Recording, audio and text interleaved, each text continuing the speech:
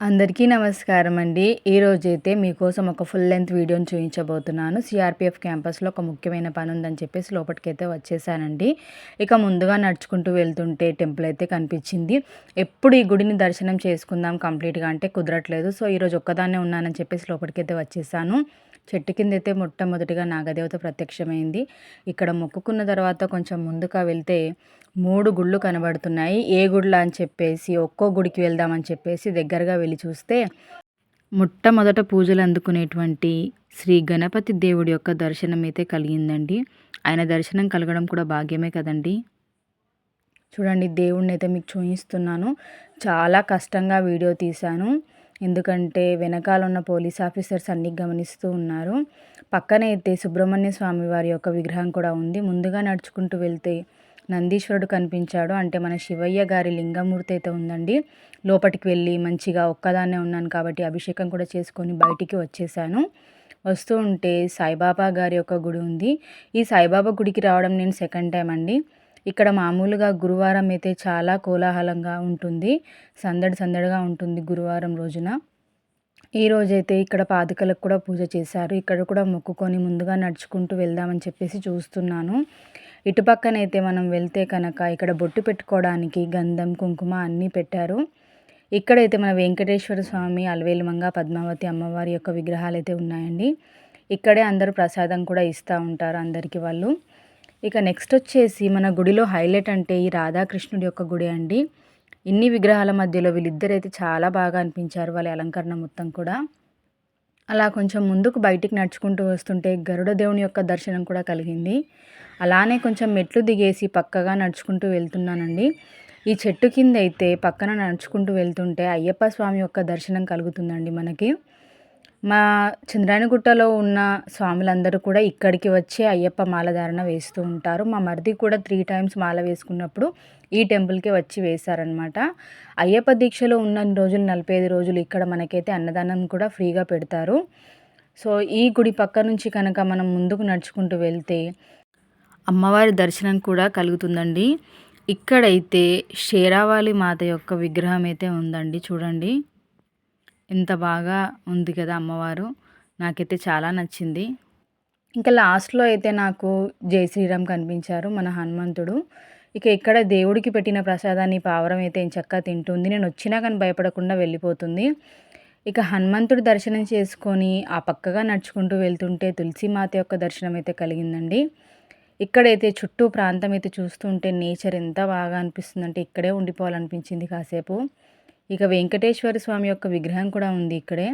ఇలా అని పక్కగా నడుచుకుంటూ వెళ్తుంటే ఇక ఒక అమ్మ ఇక్కడ కూర్చొని భజన చేస్తుంది. ఎందుకమ్మా చెట్టు దగ్గర ఇలా కూర్చొని పూజ చేస్తున్నారని చెప్పేసి అడిగితే, ఇదైతే ఆమ్ల అంటే ఉసిరి చెట్టు అమ్మ. ఉసిరి చెట్టు పక్కన బిల్వపత్రం యొక్క చెట్టు ఉంది.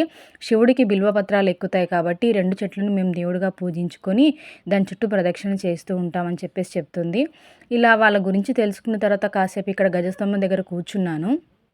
చెప్పాను కదండీ! చాలా ముఖ్యమైన పని మీద వచ్చానని చెప్పేసి. అలా అని వెళ్ళిపోదామని చూసేసరికి పక్కనే ఇంకో చిన్న పార్క్ కనిపించింది. ఇంతకుముందు ఈ ఫౌంటైన్ ఇదంతా ఇక్కడ ఓపెన్‌గా ఉంటుండే. కానీ ఇప్పుడు ఇదంతా క్లోజ్ చేసేశారు. కానీ ఇక్కడైతే బుద్ధుడి విగ్రహం ఎంత బాగా అరేంజ్ చేశారంటే, మనకు పీస్‌ఫుల్‌నెస్‌కి స్టాచ్యూగా చెప్పుకోవడానికి బుద్ధుని విగ్రహమే కదండీ! ఇక్కడ చూడండి ఎంత బాగా అమర్చారో దేవుడి యొక్క విగ్రహం. ఇక నెక్స్ట్ అయితే అలా అన్ని దర్శనాలు కంప్లీట్ చేసుకొని బయటికైతే నడుచుకుంటూ వచ్చేసాను. ఇదైతే ఔట్ సైడ్ ఏరియా అనమాట. ఇలా కొంచెం ముందుగా వెళ్తుంటే మనకు సిఆర్‌పిఎఫ్ కాలనీ లోపట ఈ విధంగా ప్రాంతం అయితే కనిపిస్తూ ఉంటుందండి. ఇవన్నీ కూడా వాళ్ళ హెడ్ క్వార్టర్స్ అనమాట. ఇలా లోపటి నుంచి కూడా వెళ్ళొచ్చు. కానీ నేను మళ్ళీ బయటికి వచ్చేసాను. ఎందుకంటే మీకు ఇక్కడ ఇంకొక ముఖ్యమైన ఏరియాని మీకు చూయించాలి. అదేంటంటే బాల్ విద్యాన్ అని పార్క్ అనేది కనబడుతుంది కదండీ! మేము చిన్నగున్నప్పుడు 6థ్ క్లాస్‌లో ఉన్న టైంలో మేమందరం కూడా మా ఫ్రెండ్స్ అంతా కలిసి ఇక్కడికి వచ్చి సండేస్ గడిపేవాళ్ళమండి. అప్పుడు మాకు పర్మిషన్ ఉండేది లోపటికి రావడానికి. ఇప్పుడైతే అలా పర్మిషన్స్ అన్నీ ఏవీ లేవు. ఎప్పుడో 12 గంటలకు వచ్చి 4 గంటల వరకు మంచిగా ఆడుకొని ఎంజాయ్ చేసి వెళ్ళేవాళ్ళం. ఈ పార్క్‌లో అయితే మా చిన్ననాటి జ్ఞాపకాలన్నీ కూడా పొదిగున్నాయండి. సో, నెక్స్ట్ అయితే నేను చెప్పాను కదా! నాకు ఇంపార్టెంట్ వర్క్ మీద వచ్చేసానని చెప్పేసి. బంటు వాళ్ళ క్లాస్‌మేట్ వాళ్ళ ఇంటికైతే వచ్చేసాను. టైప్ 2 అపార్ట్మెంట్స్‌లో వాళ్ళుంటారు. వాళ్ళ అమ్మ కూడా నా క్లోజ్ ఫ్రెండ్. వెళ్ళగానే తనైతే తన స్టైల్‌లో పూరి, పన్నీర్ కర్రీ, స్వీట్ అన్నీ ఇచ్చేసింది టిఫిన్ కోసమని. నేను కూడా ఇడ్లీ తీసుకొని వెళ్ళి తనతో షేర్ చేసుకున్నాను. ఇలా స్వీట్ కూడా పెడుతది ప్రతిసారి వెళ్ళినప్పుడు. ఇక వాళ్ళ ఇంట్లో దేవుడి గది చూడండి, ఒక్క సెల్ఫ్‌లో అయినా ఎంత బాగా అరేంజ్ చేసుకున్నారో. వాళ్ళ రూమ్ కూడా చాలా బాగుంది. నాకైతే బాగా నచ్చింది. వాళ్ళ పెద్దబ్బాయి కూడా గిటార్ ప్లేయర్ అంట. ఇక్కడ ఒక పెద్ద గిటార్ కూడా ఉంది చూడండి. వాళ్ళ పిల్లలు రెడీ చేశారేమో అండి. చూడండి వినాయకుడిని క్లేతో ఎంత బాగా చేశారో. దేవుడికి సంబంధించిన షెల్ఫ్‌లోనే పెట్టారు. బావుంది కదా! ఇక నెక్స్ట్ అయితే చెప్పేసాను కదండీ ముఖ్యమైన పని అని. అదేమీ లేదండి. నేనైతే క్యాంటీన్‌కైతే వచ్చాను. మన గ్రోసరీస్ తీసుకుందామని చెప్పేసి తనెప్పుడూ నాకు అంటూ ఉంటుంది. మా కార్డ్‌లో షేర్ చేసుకుందాం రండి అంటే వచ్చేసాను. Full restricted area. ఇక్కడైతే కొన్నే సామాన్లు దొరికాయి.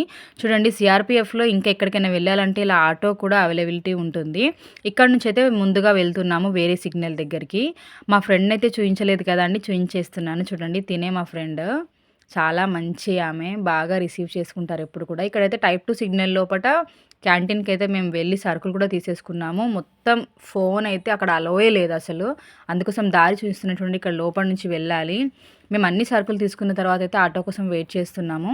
ఆటో వచ్చింది. బంటు వాళ్ళ స్కూల్ దగ్గరైతే ఆపేసింది. 12:45 అవ్వడం వల్ల బంటుని తీసుకుందామని చెప్పేసి స్కూల్లోకి వెళ్ళిపోయాను. 5 మినిట్స్ అలా వెయిట్ చేయగానే బెల్ అయితే అయిపోయిందండి. ఇక బంటుని తీసుకొని ఇంటికొచ్చేసరికి చాలా లేట్ అయిపోయింది. ఇక అన్నీ కూడా నేను తీసి బయట పెట్టేసాను తెచ్చిన సరుకులన్నీ కూడా. మా హస్బెండ్ ఏమన్నారంటే, "మంచిగానే తీసుకొచ్చావు. బట్ బయట రేట్ ఏంటి అనేది మనకు కూడా తెలియాలి కదా! మనం ఒకసారి ఇప్పుడు కొన్నే సామాన్లు దొరికాయి కాబట్టి డీమార్ట్‌లో కూడా చూద్దామని" చెప్పేసంటే, మేమైతే డీమార్ట్‌కి స్టార్ట్ అయిపోయామండి. ఇక ఇక్కడ నుంచి కొంచెం ముందుగా వెళ్ళగానే మనకు మందమల్లమ్మ హైవే బ్రిడ్జ్ కనిపిస్తుంది. ఈ బ్రిడ్జ్ పైనుంచి దిగితే మనకు డీమార్ట్ వచ్చేస్తుందండి. కర్మాన్ ఘాట్ డీమార్ట్‌కైతే వెళ్తాము ఎప్పుడు కూడా. పక్కన పిల్లలు ఏదో ఎక్స్‌కర్షన్ వెళ్ళొస్తున్నారు. చాలా గోలగోల చేస్తున్నారు బస్‌లో. ఇక మేమైతే సిటీ వ్యూనంతా కూడా చూస్తూ ఎంచక్కా ఎంజాయ్ చేస్తూ బైక్‌పై డ్రైవ్‌నైతే కొనసాగిస్తున్నామండి. చూడండి ఈ కర్వ్ తీసుకున్నప్పుడైతే సిటీ అందాలైతే చాలా బాగా కనబడుతూ ఉంటాయి ఇక్కడ. ఇక ముందుకైతే వచ్చేసరికి మాకు డీమార్ట్ అయితే రానే వచ్చేసింది. ఇక డీమార్ట్ దగ్గర లోపటైన పార్కింగ్ కోసమని వెళ్ళిపోయారు. ఇక్కడ కూడా మొబైల్ యూజ్ చేయొద్దంట బయట రాసి పెట్టారు. కానీ నేనైతే కొన్ని కొన్ని క్లిప్స్ అయితే తీసుకున్నాను మీ అందరికీ చూపిద్దామని చెప్పేసి. పైనకైతే 4th ఫ్లోర్‌కి వెళ్ళిపోయాము ఫస్ట్ ఆఫ్ ఆల్. కొన్ని జార్స్ తీసుకుందాం అనుకున్నాను గ్లాస్ జార్స్. ఇక బంటు అయితే అన్నీ కావాలి, అది కావాలి, ఇది కావాలని చెప్తున్నాడు. కానీ మాకైతే ఎంతవరకు అవసరమో అంతే తీసుకున్నాము. ఇక అమూల్ ప్రొడక్ట్స్ అయితే మా ఇంట్లో మేము చాలా వాడుతూ ఉంటాము. సో, అందుకోసం అవి తీసుకున్నాము. ఇక్కడ గ్రోసరీస్‌కి వచ్చేసి అయితే నేను చూస్తున్నాను జస్ట్ తీసుకోవట్లేదు. ఎందుకంటే మనకు రేట్ కంపారిజన్ కావాలి.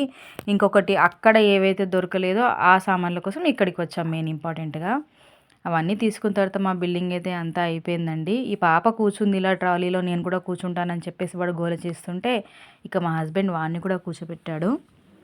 బిల్లింగ్ అంతా అయిపోయిన తర్వాత కొంచెం ముందుగా వెళ్తూ బయటికైతే వచ్చేసామండి. ఇక్కడ మనకు బయటికి రాగానే ఒక ఆవిడ మనకు స్టాంప్ కూడా వేసిస్తారు కదా! అందుకోసమని ముందుగా వెళ్తున్నాం చూడండి.